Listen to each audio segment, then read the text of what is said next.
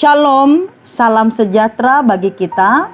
Renungan harian pada hari ini diambil dari Matius pasal yang keempat, ayat yang pertama sampai ayat yang ke-11 dengan perikop pencobaan di padang gurun. Sebelum kita merenungkan firman Tuhan, mari kita berdoa. Tuhan Yesus, kami ingin merenungkan firman-Mu. Tolonglah kami agar kami boleh menemukan kebenaran yang ada di dalam firman-Mu ini. Sehingga kebenaran itu menuntun, membimbing kami hidup berkenan di hadapan Bapa di sorga. Berbicaralah melalui kuasa Roh Kudus di dalam hati dan pikiran kami. Sempurnakanlah firman yang kami dengar ini. Di dalam nama Yesus kami berdoa. Amin. Tema dari renungan harian kita pada hari ini Rabu 24 Februari 2021 adalah memilih yang benar. Bapak, Ibu, saudara-saudara, seiring dengan perkembangan zaman yang semakin modern, manusia pun terus berupaya untuk mengembangkan dirinya mengikuti perkembangan zaman yang ada.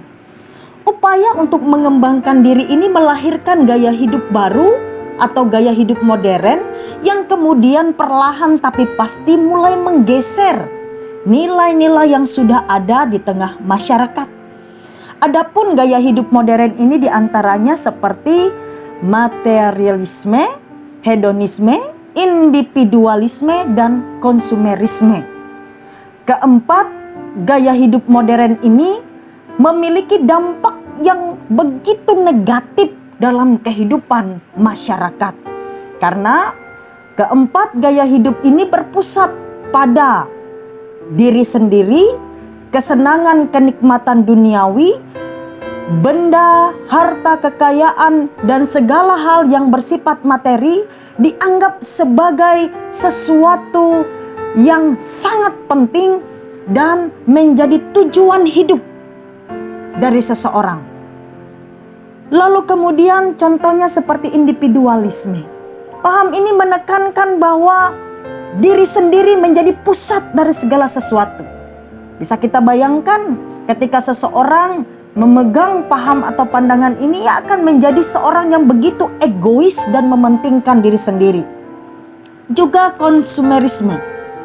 Konsumerisme ini adalah gaya hidup yang suka menghabiskan waktu dan terutama uang untuk berbelanja secara berlebihan.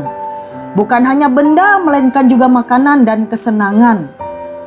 Gaya hidup ini adalah gaya hidup yang sangat bertentangan dengan firman Tuhan. Keempat, gaya hidup modern yang saya sebutkan di atas tentunya sangat berpengaruh dalam kehidupan manusia pada umumnya, terkhusus juga dalam kehidupan orang percaya. Karena sangat bertentangan dengan nilai-nilai Kristiani yang ada. Harta benda, uang, kekayaan, kesenangan, dan kenikmatan materi, bahkan diri sendiri bukanlah segala-galanya dalam hidup ini. Oleh sebab itu manusia harus bijak untuk memilih mana yang jauh lebih utama dalam hidupnya.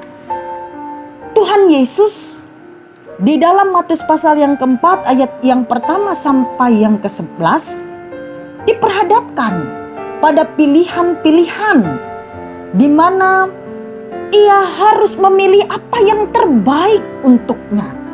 Kita bisa melihat di dalam ayat yang pertama, setelah Tuhan Yesus dibaptis oleh Yohanes, dikatakan di dalam nas yang ada Tuhan Yesus dibawa ke padang gurun.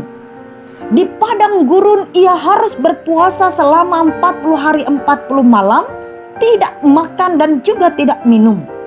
Sehingga setelah ia berpuasa, ia merasa begitu lapar.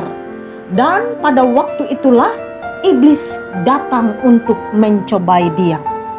Ada 3 pencobaan yang ditawarkan oleh iblis kepada Tuhan Yesus. Yang pertama, iblis menyuruh Tuhan Yesus mengubah batu menjadi roti. Yang kedua, iblis menyuruh Tuhan Yesus menjatuhkan diri dari bumbungan bait Allah. Karena ketika ia jatuh, kakinya tidak akan terantuk batu yang ada di bawah. malaikat Tuhan akan menyambut atau menatang ia. Tentu saja Tuhan Yesus menolak suruhan iblis untuk ia lakukan. Yang ketiga, mendapatkan seluruh kerajaan dunia dengan segala kemegahannya. Syaratnya, Tuhan Yesus mau sujud menyembah kepada iblis. Untuk ketiga hal yang ditawarkan iblis ini dengan tegas dan tanpa ragu Tuhan Yesus menolak. Bahkan melalui kebenaran firman yang ia pegang, Tuhan Yesus melawan iblis.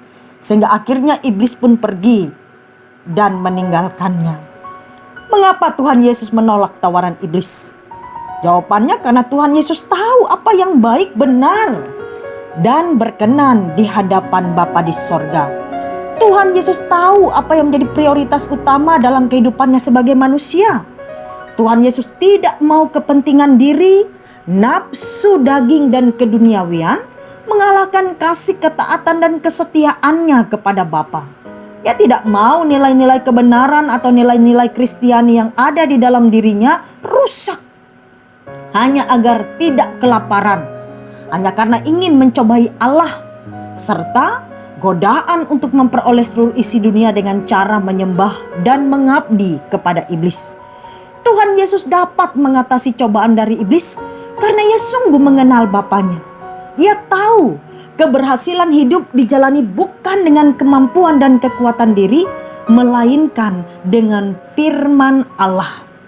Bapak, Ibu, saudara-saudara, keteladanan yang diberikan Tuhan Yesus ini adalah keteladanan yang sangat patut untuk kita tiru.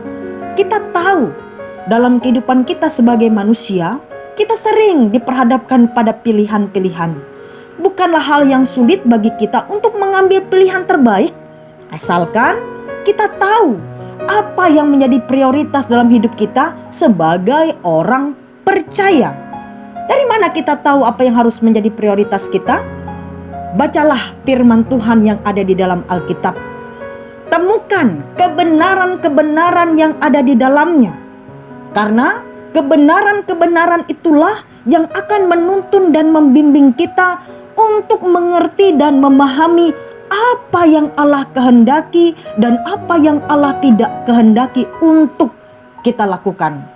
Setelah itu, jadikanlah diri kita sebagai pelaku dari kebenaran-kebenaran yang sudah kita dapatkan. Sehingga kebenaran itu bertumbuh, berakar, berbuah dalam kehidupan kita sebagai orang percaya. Niscaya kita akan dimampukan untuk bisa memilih yang benar dalam hidup kita. Seperti Tuhan Yesus ketika ia diperhadapkan pada pilihan-pilihan. Kiranya kebenaran firman Tuhan ini memampukan kita untuk terus hidup berkenan di hadapan Bapa. Tuhan Yesus memberkati kita. Amin.